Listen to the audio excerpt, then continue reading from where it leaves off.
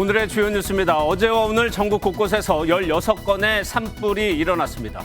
어제 오후 발생한 경남 하동 산불은 축구장 130개 면적을 태우고 21시간 만에 꺼졌습니다. 내일부터 대규모 한미 군사연합 연습인 자유의 방패가 시작됩니다. 북한은 중대한 조치를 결정했다고 밝혀 도발에 들어갈 가능성이 큽니다. 비명계를 중심으로 대표 사퇴 요구가 이어지는 가운데 이재명 민주당 대표가 수습책을 두고 고심하고 있습니다. 여당인 국민의힘은 내일 주요 당직 인선을 발표할 예정입니다. 하이브가 SM 인수 중단을 선언하면서 카카오가 인수전 승리를 거머쥐었습니다. 카카오는 오는 26일까지 주당 15만 원의 공개 매수를 계속하겠다고 밝혔습니다. 미국 실리콘밸리 은행 파산 영향이 IT 업계를 중심으로 전 세계에 퍼질 것이란 우려가 커지고 있습니다. 정부와 한국은행은 우리 경제에 줄 영향은 제한적일 것으로 분석했습니다. 전국 곳곳에 봄비 소식과 함께 기온이 뚝 떨어졌습니다. 오늘 밤 9시에는 서울을 비롯한 내륙 지역 곳곳에 한파특보가 발효되며 내일까지 반짝 추위가 이어지겠습니다.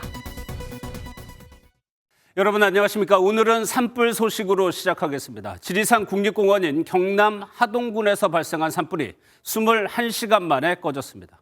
심한 연기와 안개로 진화 헬기가 뜨지 못했지만 마침 내린 비가 큰 도움이 됐습니다. 다만 산불을 끄기 위해 현장에 투입된 진화대원 1명이 숨졌습니다.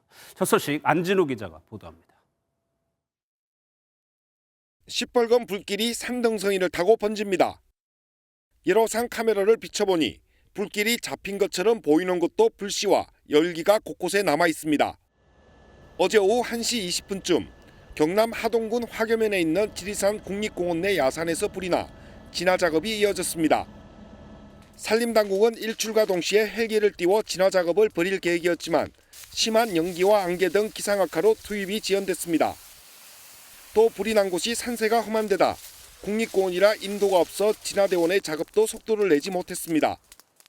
연묵 이 연기가 자욱하고 기상 상황이 좋지가 않아서 급경사이고 또 담수지가 또 먼 곳에 있기 때문에 다행히 오전 11시쯤 기상 상황이 나아지면서 헬기 7대가 투입됐고 비가 내려 불길이 잡히면서 정오쯤 진화가 완료됐습니다.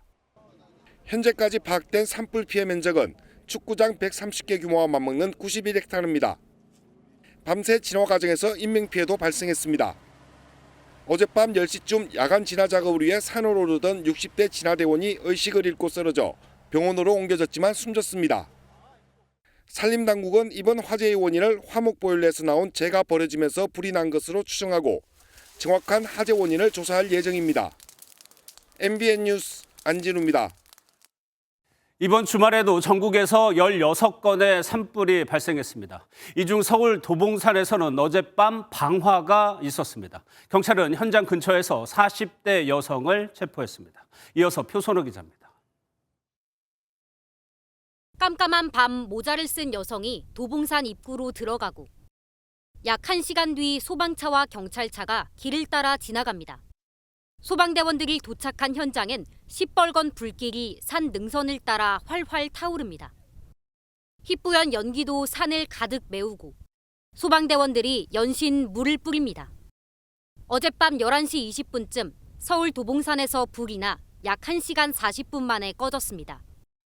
창문으로 보니까 화재가 난 것 같다고 이런 신고네요. 다행히 인명피해는 없었지만 이 불로 임야 200제곱미터가 탔습니다. 불이 났던 현장에는 가해자 조사 중이라는 접근 금지 팻말이 쳐져 있고 한쪽에는 이렇게 다 타버린 나뭇가지들이 가득합니다. 경찰은 현장에서 라이터를 갖고 앉아있던 40대 여성 A씨를 산림보호법 위반 등 혐의로 현행범 체포했습니다. A씨는 발견 당시 옷가지 일부가 불에 타 있던 것으로 전해졌습니다. 경찰은 A씨를 상대로 구속영장을 청구해 정확한 사건 경위를 조사할 계획입니다. 건조한 날씨 속에 주말 동안 전국에 발생한 산불은 총 16건에 달했습니다. 어제 오후 3시 50분쯤 광주 북구에서는 쓰레기 소각 화재가 산으로 번져 임야 4만 제곱미터를 태우고 4시간 50여 분 만에 꺼졌고 충북 괴산에서도 주택가 인근 화재가 산으로 번져 약 1시간 반 만에 꺼졌습니다. MBN 뉴스 표선우입니다. 강제징용 해법과 관련해 윤석열 대통령의 발언이 뒤늦게 공개됐습니다. 윤 대통령은 미래를 위한 결단이고 대선 공약을 실천한 것이라고 말했습니다. 이번 정부 발표에 대한 부정적인 여론에 대응하려는 차원으로 보입니다. 황재영 기자가 보도합니다.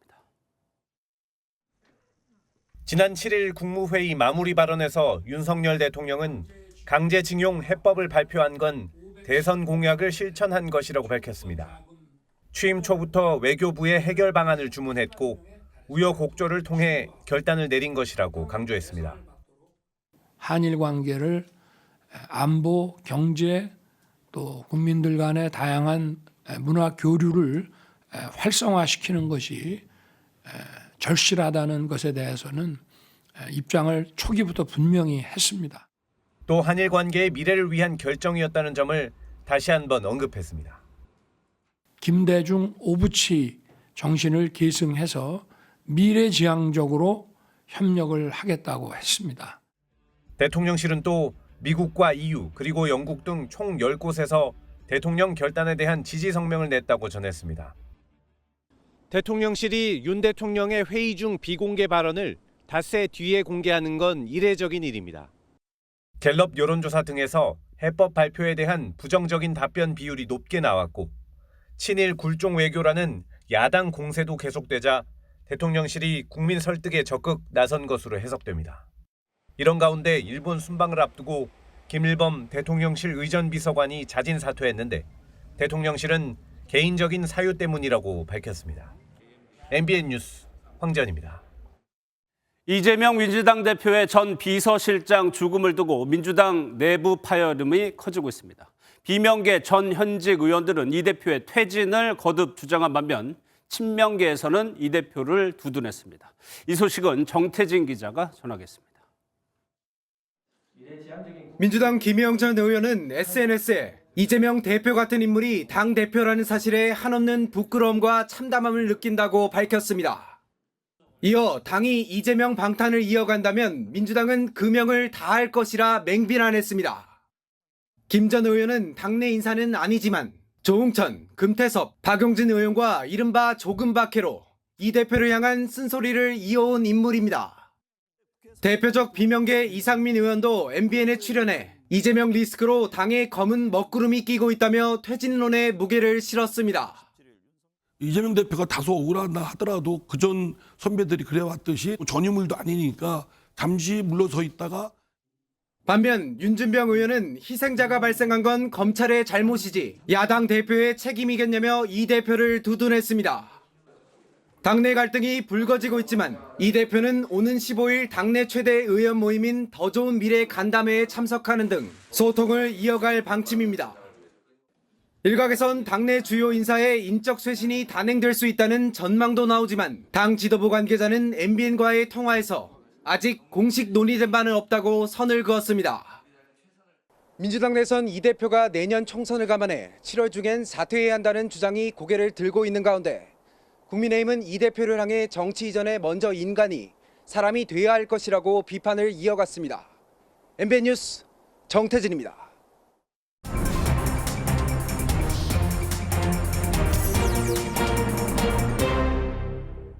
정치권 소식 살펴보는 정치톡톡입니다. 오늘은 강용호 기자 나와 있습니다. 어서 오세요. 오늘도 이재명 대표 소식부터 살펴보겠습니다. 그런데 이건 좀 사건에 가까운 내용인데 이 대표 부모님의 묘지가 훼손됐어요? 네, 오늘 오후 이재명 더불어민주당 대표가 SNS에 글을 하나 올렸는데요. 예. 두 장의 돌 사진과 함께 무덤 봉분과 사방에 구멍을 내고 이런 글이 쓰인 돌을 묻는 것은 무슨 의미인가요? 라고 묻는 글이었습니다. 돌 위엔 살생자와 밝을 명자 그리고 흐릿한 한자가 새겨져 있었는데요. 이 대표 측에 확인해보니 경북 안동에 위치한 이 대표 부모님의 묘소 주변을 누군가 파헤친 뒤 이런 돌을 숨겨놓은 것이었습니다. 그러면 누가 이런 일을 벌였는지 파악이 됐습니까? 네, 우선 이런 일이 처음은 아니라고 하고요. 이 대표 부모님의 묘소가 이처럼 훼손된 걸 이전에도 주민들이 발견한 적이 있는데 이 대표가 알게 된 건 이번이 처음이라고 합니다. 다만 묘소 인근에 CCTV 같은 게 없다 보니 누구 소행인지는 밝혀지지 않았다고 하는데요. 이 대표 오후 늦게 추가 입장을 올렸습니다. 일종의 흙주술이라며 함부로 치워선 안 된다는 어르신들 말씀에 따라 간단한 의식을 치르고 수일 내 제거하기로 했다고 밝혔습니다. 저로 인해 저승의 부모님까지 능욕당하시니 죄송할 따름이라는 심정을 밝히기도 했습니다. 예. 민주당이 정의당과 특검도 그렇고 공조할 일이 많은데 정의당에서 이 대표의 사과를 요구한 일이 있었어요. 네, 발단은 어제 서울광장에서 진행된 강제동원해법 규탄 2차 범국민대회입니다. 어제 행사인 이재명 더불어민주당 대표와 이정미 정의당 대표 등 야당 지도부가 총출동했는데요. 이정미 대표가 연설을 위해 단상에 오르려고 하자 민주당 지지자 일부가 고성과 야유를 쏟아붓기 시작했습니다. 정의당이 이재명 대표 체포동의안 표결에서 가결표를 던진 것에 대한 반발로 보이는데요. 이 같은 행동은 이정미 대표가 연설하는 와중에도 계속됐고 일부 참가자들은 무대 위로 올라가려고까지 했습니다. 정의당 측은 민주당 당원들이 한 행위이고 지도부가 방관하고 동조했다며 이재명 대표에게 공식 사과를 요구했습니다. 민주당은 극렬 지지자를 앞세운 편협한 이간질 정치를 그만두십시오. 이런 반복되는 행위에 책임지는 이 하나 없고 제대로 된 사과도 없었습니다. 그럼 여기에 대해서 민주당이 해명을 했나요? 네, 이번 사안과 관련해 민주당은 공식 입장을 내놓지 않았습니다. 다만 이모경 민주당 대변인은 MBN과의 통화에서 야유가 있었던 것은 사실이지만 민주당 당원인지는 알 수 없다고 설명했는데요. 최근 50억 클럽과 김건희 여사 특검 등으로 민주당과 정의당의 공조에 관심이 쏠리는데 이번 일이 어떻게 작용할지도 관심사입니다. 예. 국민의힘 소식도 보겠습니다. 내일 지도부 인선이 예정돼 있는데 어떻게 예상이 됩니까? 네, 김기현 국민의힘 대표 내일 당직 인선 발표를 앞두고 마무리 작업에 한창인 것으로 전해졌는데요. 주요 당직엔 친윤계 의원들이 대거 배치될 것으로 보입니다. 내년 총선의 공천 전반을 책임질 사무총장엔 친윤계 재선 이철구 의원이 확실시되고요. 전략기획부총장과 조직부총장엔 각각 친윤 초선인 박성민, 배현진 의원이 유력한 것으로 알려졌습니다. 김 대표 전당대회 과정에서 연대와 포용, 탕평, 이른바 연포탕을 강조했었죠. 유승민계로 분류되는 삼선 유이동 의원이 정책위 의장 또는 지명직 최고위원에 오르는 방안도 거론되고 있습니다. 국민의힘 신임 지도부는 내일 용산 대통령실에서 윤석열 대통령과 만찬 회동을 하는데 윤 대통령과 김 대표 간 주례 회동이 신설될 것이란 관측도 나옵니다. 예, 여기서 정리하도록 하겠습니다. 지금까지 강영호 기자였습니다. 한미 양국이 내일부터 대규모 실기동 훈련이 포함된 자유의 방패 연합 연습에 돌입합니다. 11일 동안 실제 전쟁 상황을 가정해서 진행하는데요. 이에 북한은 중대 조치를 결정했다면서 도발을 예고했습니다. 권영범 기자입니다. 내일부터 시작되는 자유의 방패 연합 연습의 목적은 한미 연합 방위 태세 점검과 대북 억제력 강화입니다. 역대 최장 기간인 11일 동안 연속 진행되는데 문재인 정부에서 중단된 전국급 실기동 훈련이 부활합니다. 대규모 연합 야외 기동 훈련을 집중적으로 시행함으로써 연합작전 수행 능력을 향상시킬 것입니다. 이지스 구축함과 핵추진 잠수함 등 미국의 전략 자산들이 전개하고 연합 항모 강습단 훈련과 한미일 미사일 경보 훈련도 연계해 이뤄질 것으로 보입니다. 개전 초기 북한의 공격을 방어하고 반격한 뒤 북한 내 안정화 작전을 실시하는 과정까지 연습할 것으로 전해졌습니다. 북한은 김정은 국무위원장 주재 회의를 열어 구체적인 대응 조치를 논의했습니다. 전쟁 억제력을 보다 효과적으로 행사하며 위력적으로 공세적으로 활용하기 위한 중대한 실천적 조치들이 토의 결정됐습니다. 다양한 미사일을 포함한 임의의 시간, 임의의 장소에 언제든지 대응할 과시하는 아마 그런 측면에 대한 결정이 있었던 것으로 분석합니다. 한미 군 당국은 이번 연습 기간 북한의 도발 가능성에 대비해 대북 감시 경계 태세를 강화할 계획입니다. MBN 뉴스 권용범입니다. 최근 부부싸움 중에 흉기를 휘두르고 딸이 귀가를 늦게 하자 흉기를 든 엄마까지 가족 간의 범죄가 끊이질 않습니다. 수치상 10년 사이 4배나 늘었다는 점에서 정부 차원의 대책이 시급하다는 지적입니다. 신양빈 기자가 취재했습니다. 경찰차에 이어 구급차가 골목 안쪽으로 서둘러 들어갑니다. 서울 관악구의 한 아파트에서 60대 여성이 남편과 말싸움 중 흉기를 휘둘러 살인미수 혐의로 지난 8일 구속됐습니다. 또 귀가가 늦다며 딸과 다투다 흉기로 위협한 60대 엄마는 특수협박 혐의로 경찰 조사를 받고 있습니다. 칼부림이 났다, 칼을 들고 있다. 경찰 쪽에서 들어와서 현장 처치하고 경위 인계 이렇게 되어 있는 걸로 봐서는. 앞서 경기도 성남에서는 학원을 보내주지 않는다며 10대 여고생이 엄마를 흉기로 위협했고, 안산에서는 아내와 돈 문제로 말싸움하다 흉기를 휘두른 20대 남편이 경찰에 붙잡혔습니다. 경찰청 통계에 따르면 동거가족 간의 범죄로 입건된 피의자 수는 10년 만에 4배 넘게 늘었습니다. 전문가들은 코로나19 이후 집에서 보내는 시간이 늘었고 가까운 사이일수록 감정 조절이 어려운 탓이라고 분석합니다.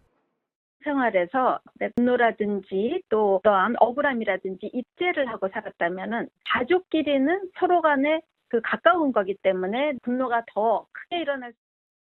부모 등에 대한 폐륜 범죄는 가중처벌 규정이 있지만 형제간이나 혹은 자녀에 대한 범죄는 실제 양형 기준보다 낮은 형량이 선고되기도 합니다. 피해자가 선처를 바라고 있고 이제 양형사유에 충분히 반영이 되죠. 피해자가 이제 가족이기도 하면서 선처를 구하는 경우는 좀 상당히 있을 것 같아요. 최근 부부나 부모 자식 간 비극이 잇따르면서 처벌도 처벌이지만 가족 간에 씻을 수 없는 상처를 남기지 않도록 사회적 예방책을 마련하는 것이 시급해 보입니다. MBN 뉴스 신영빈입니다. 정부가 타워크레인 기사의 면허정지 처분에 대한 세부 기준을 발표했습니다. 급여 외 웃돈인 원래비를 받는 것뿐만 아니라 고의로 작업 속도를 늦추거나 거부를 해도 처분 대상입니다. 압박 수위가 높아지면서 노조는 강하게 반발하고 있습니다. 안병욱 기자입니다. 타워 크레인 기사들이 빠른 일처리를 이유로 현장에서 급여 외로 받아오던 원래비. 정부는 이 원래비를 불법적인 뒷돈으로 규정하고 이번 달부터 금지시켰습니다. 원래비라든지 아니면 채용 감유라든지 여러 가지 현장을 거의 무법지대화하는 그런 일들이 오랜 시간 쌓였고, 원래비가 금지되자 민주노총 전국건설노조 소속 타워크레인 기사들은 초과 근무 및 위험 작업 거부로 대응하고 있습니다.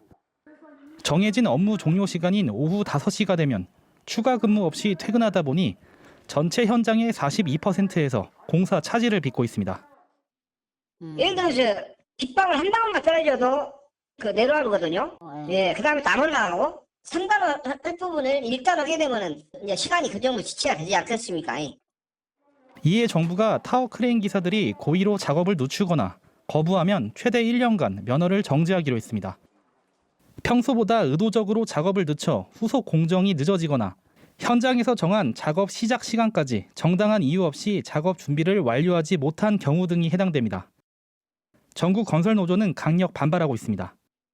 타워크레인 조종사가 실제 이 고공에서 혼자 작업하는 이런 작업들이 많다 보니까 본인의 판단하에 작업을 중지하고 그런 것들을 요구할 수 있는 권한이 실제적으로 있는데 지금 그런 것들을 다 인정하지 않겠다라는 취지로밖에는.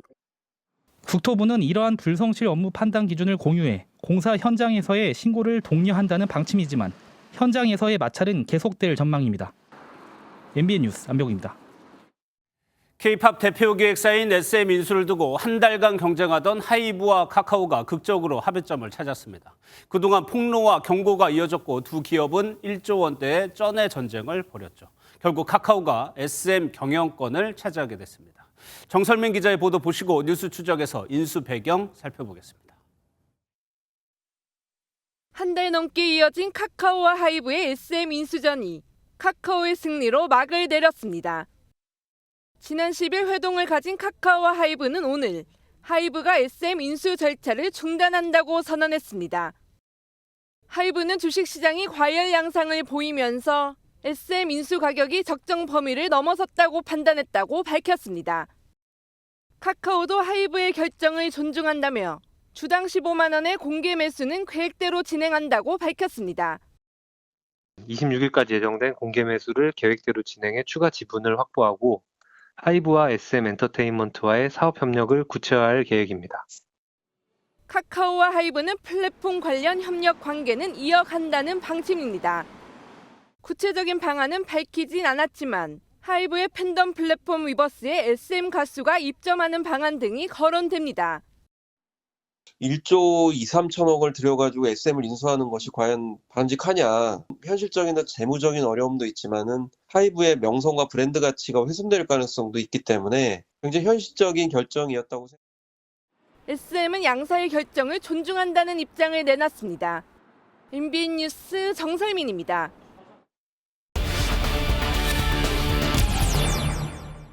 경제부 최은미 기자 나와 있습니다. 어서 오세요. 예, 카카오가 경영권을 갖게 됐으니까 결국 카카오가 승리했다라고 봐야 되겠죠. 네, 맞습니다. 근 한 달간 연이에게는 물론 주식시장까지 들썩이게 했던 SM 인수전의 승자는 카카오가 됐습니다. 카카오가 15만 원 공개 매수를 선언하면서 조 단위 쩐의 전쟁을 예고하고 나서자 하이브가 사실상 백기를 든 셈인데요. 예. 사실 하이브는 4,300억 원을 들여서 이수만 전 SM 총괄 프로듀서의 지분을 매입하며 인수전에서 먼저 우위를 점했거든요. 하지만 주당 12만 원에 다른 주주들 지분도 매입하려는 계획이 실패로 끝났고 돌연 카카오가 우리는 15만 원에 사겠다 이런 입장을 밝히면서 난감한 상황에 처하게 됐습니다. 하이브가 여기서 더 가려면 15만 원보다는 높은 액수를 불러야 하잖아요. 그런데 거기까지는 감당이 안 된 거죠. 예.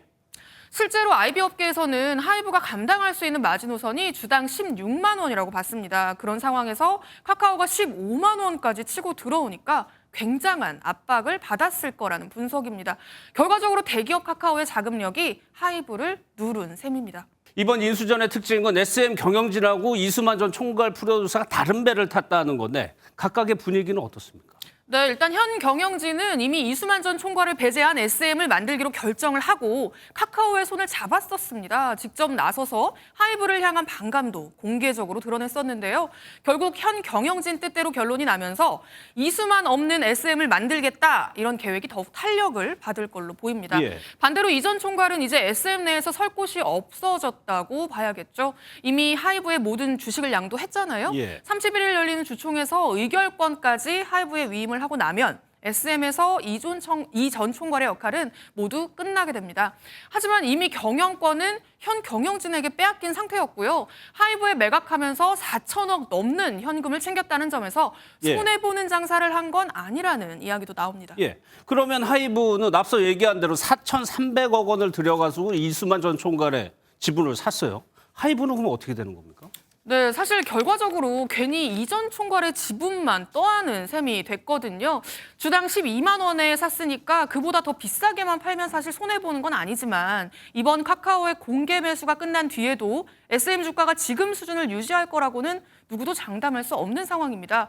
실제로 불과 2달 전만 해도 SM 주가는 7만 원대였습니다. 지금은 15만 원을 넘나들고 있죠. 예. 그래서 이번 카카오의 공개 매수에 하이브도 참여를 하거나 그 전에 시장가로 팔아버리는 거 아니냐 이런 분석도 나오는데요. 하이브 측은 아직 구체적으로 결정된 건 없다는 입장입니다. 예. 이번 인수전의 최대 변수가 SM의 주가였어요. 앞으로는 어떻게 전망이 되나요? 네, 일단 공개 매수가 진행되는 26일까지는 공개 매수 가격인 15만 원 선을 유지할 거라는 관측이 우세합니다. 하지만 지금 주가는 경영권 분쟁으로 부풀려진 측면이 있기 때문에 떨어질 일만 남았다는 게 전문가들의 설명입니다. 직접 들어보시죠. 공개 매수 이후에 주가가 원상복귀 수준의 그런 조정을 보일 가능성이 높기 때문에 결국은 다음 주부터는 주가가 약세로 조정 국면을 보일 가능성이 더 높다 이렇게 예상해 볼 수 있습니다.